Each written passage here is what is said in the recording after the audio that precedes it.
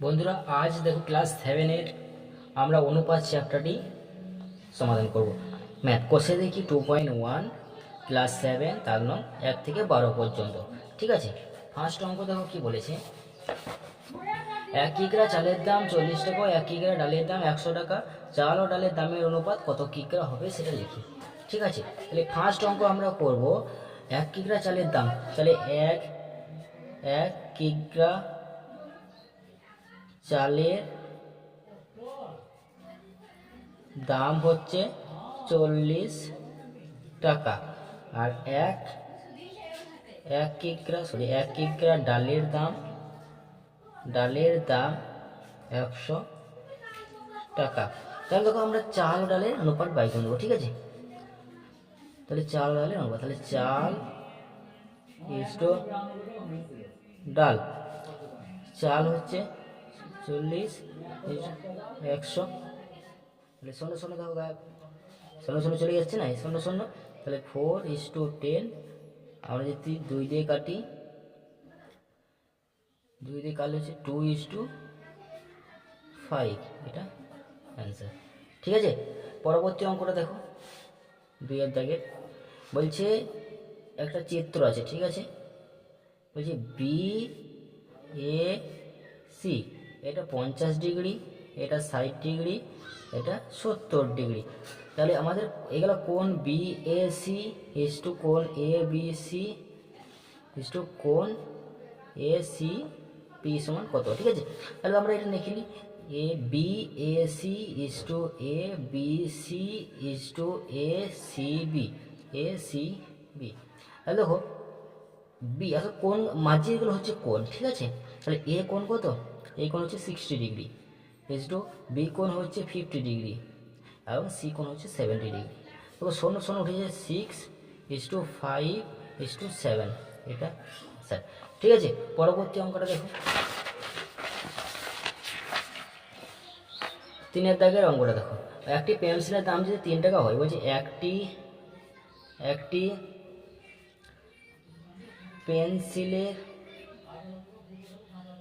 একটি পেন্সিলের দাম 3 টাকা, আর একটি লজেন্সের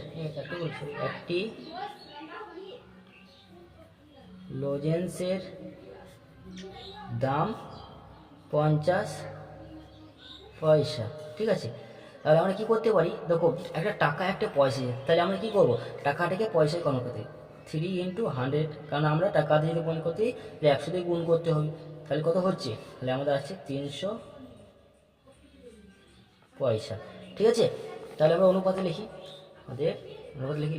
পেন্সিল ইস্টু লজেন্স। তাহলে পেন্সিলের দাম হচ্ছে 300 পয়সা, এবং লজেন্সের দাম হচ্ছে 50 পয়সা। তাহলে সমান দিয়ে লিখতে পারি আমরা 0 উঠে যাচ্ছে, তাহলে 30:5। তাহলে আমরা 5 দিয়ে কাটি, 5 দিয়ে কাটলে 5 6 30, তাহলে 6 5 দিয়ে কাটলে 1, এটা অ্যান্সার। ঠিক আছে, পরবর্তী অঙ্কটা দেখো 4-এর দাগে। একটি আধুলি, একটি 1 টাকা, একটি 2 টাকা মূল্যের মুদ্রার অনুপাত লিখি। তাহলে একটি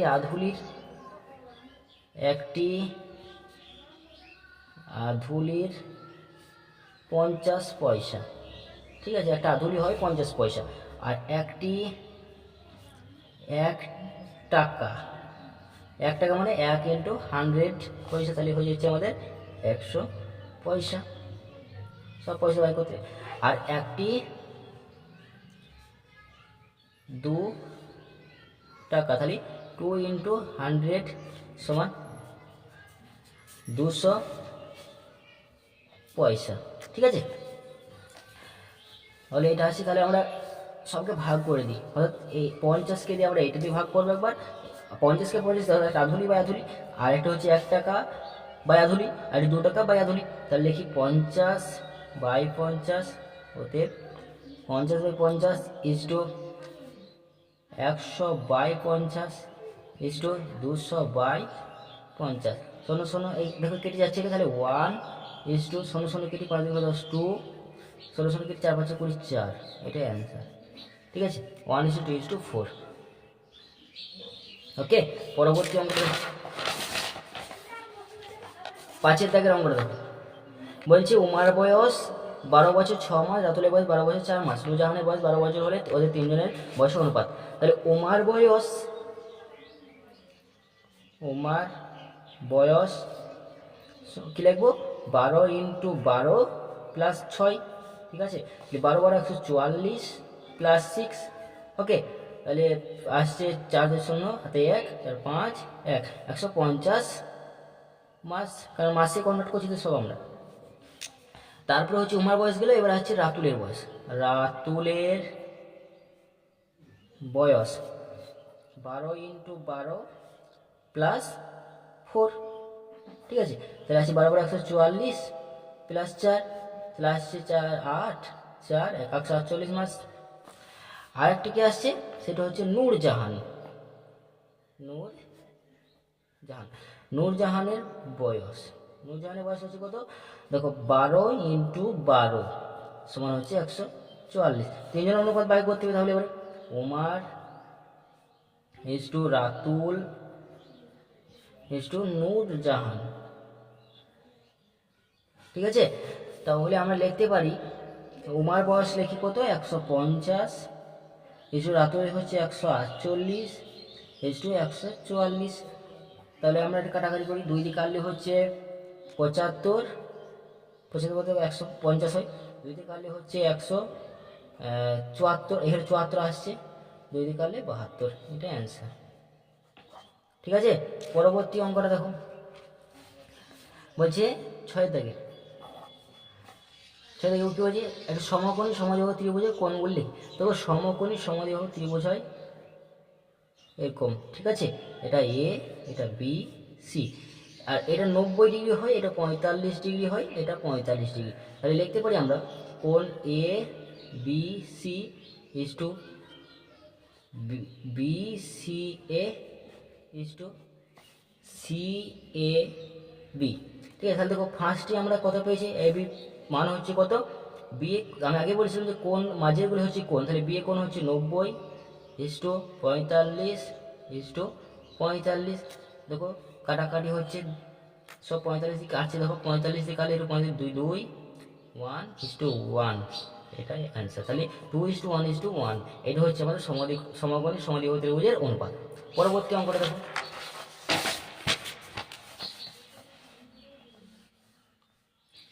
7 দাগের ওই সমবাহু ত্রিভুজের কোণগুলোর অনুপাত। সমবাহু মানে কি, 3টি কোণ সমান, যার মান হয় 180 ডিগ্রি। তাহলে প্রত্যেকটা কোণে কত করে হচ্ছে 60 degree 60 degree 60 degree, A B C.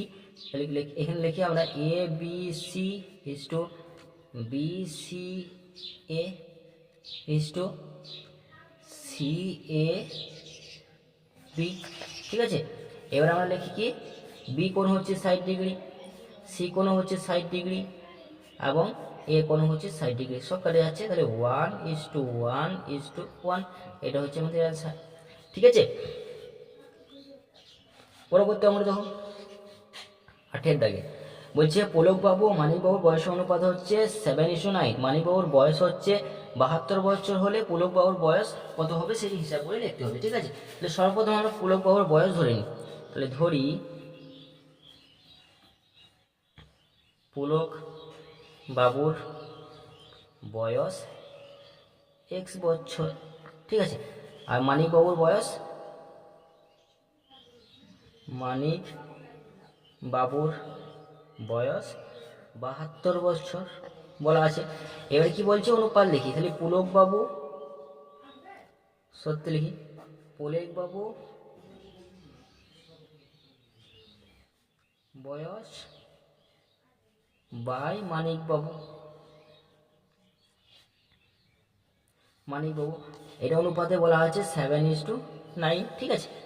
এইবার আমরা দেখো পুলকবাবুর বয়স x বছর এবং মানিকবাবু হচ্ছে 72 বছর, 7/9 সমান। দেখো এটা আমরা কোনাকুনি গুণ করবো, কোনাকুনি গুণ হবে সমান আছে, তাহলে কোনাকুনি গুণ 9x ইজিক্যাল টু 72 ইন্টু 7, ঠিক আছে। তাহলে x সমান হচ্ছে 72/7/9, 8 9 72। অতএব x সমান লিখতে পারো 56, 7 8 56। অতএব নির্ণয় হচ্ছে, তাহলে এখানে লিখতে পারি আমরা, লিখি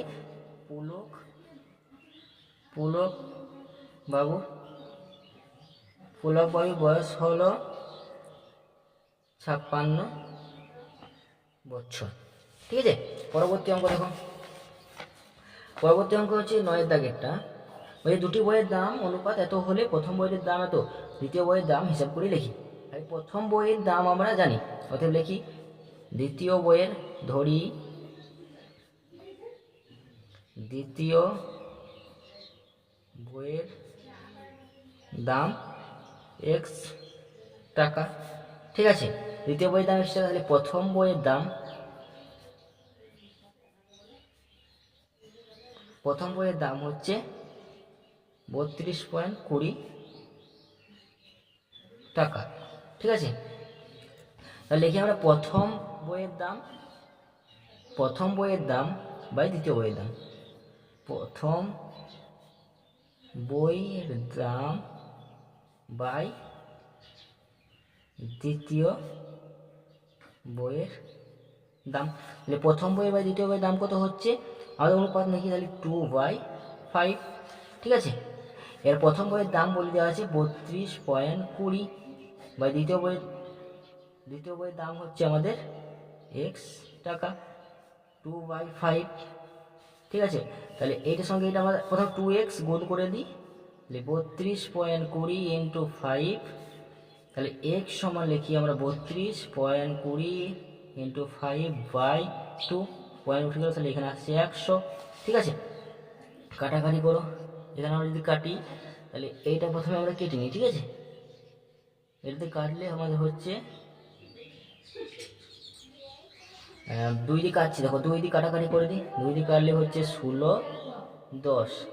ঠিক আছে, 0 কেটে যাচ্ছে, 0 কাটার দরকার নেই। ঠিক আছে, 0 কাটার দরকার নেই। দেখো এইটা উঠে যাচ্ছে, আমাদের এখানে চলে আসছে, তাহলে এটা কোনো 5 80 আর 10 50, তাহলে হচ্ছে কত, 80.50 টাকা। ঠিক আছে, এটা হচ্ছে আমাদের, তাহলে দেখি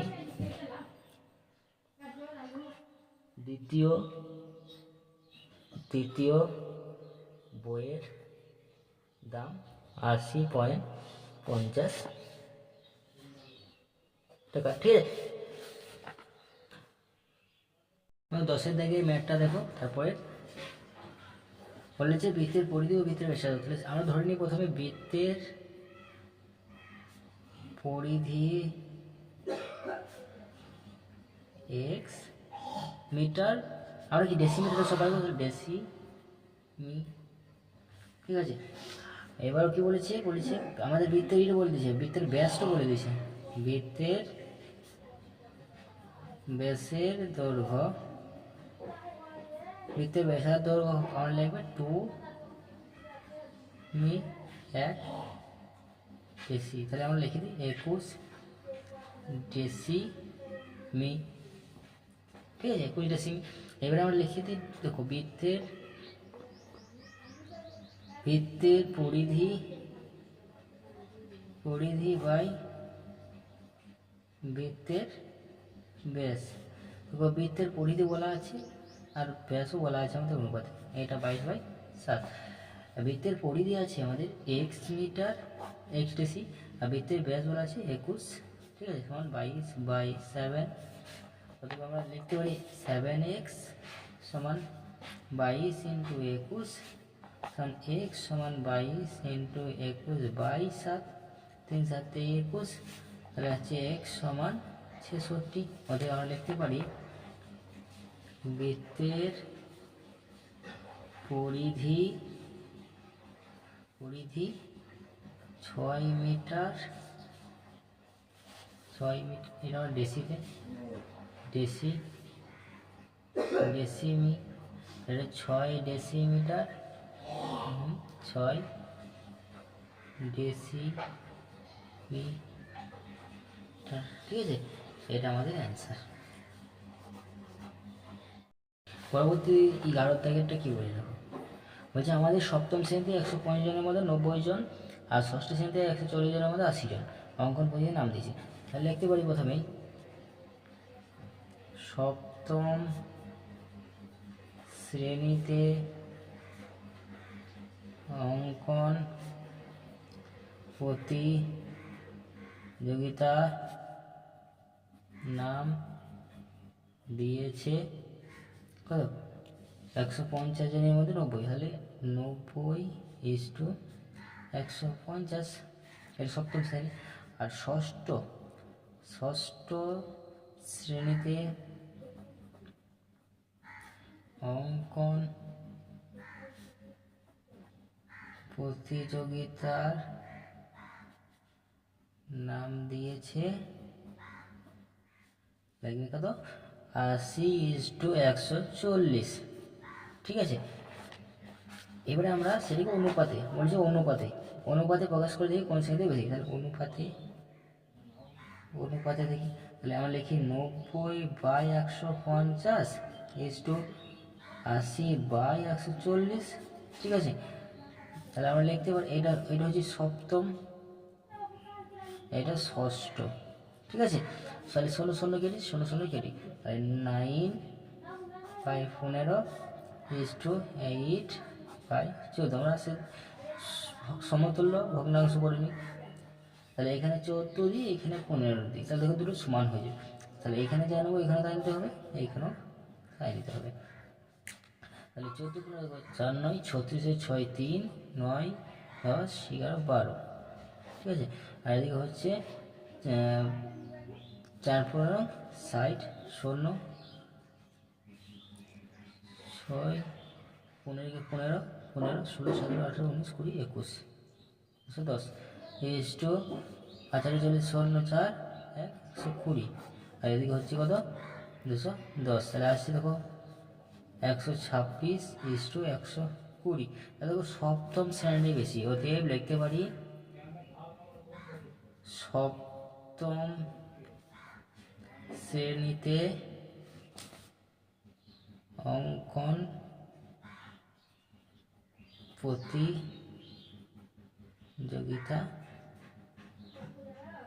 বেশি। ঠিক আছে, পরবর্তী ম্যাটটা দেখো 12 থেকে প্লাস দুটি সংখ্যা অনুপাত এত, তাহলে দুটি সংখ্যা, তাহলে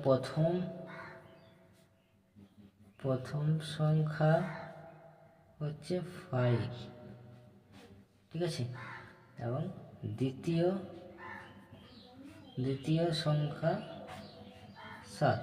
তাহলে বসে গিয়ে তাহলে বলে দিয়েছে, তাহলে অতএব প্রথম সংখ্যাটি বসাবো, প্রথম সংখ্যাটি গসাগু কি লিখবো 13 × 5 আচ্ছা 65 একটা।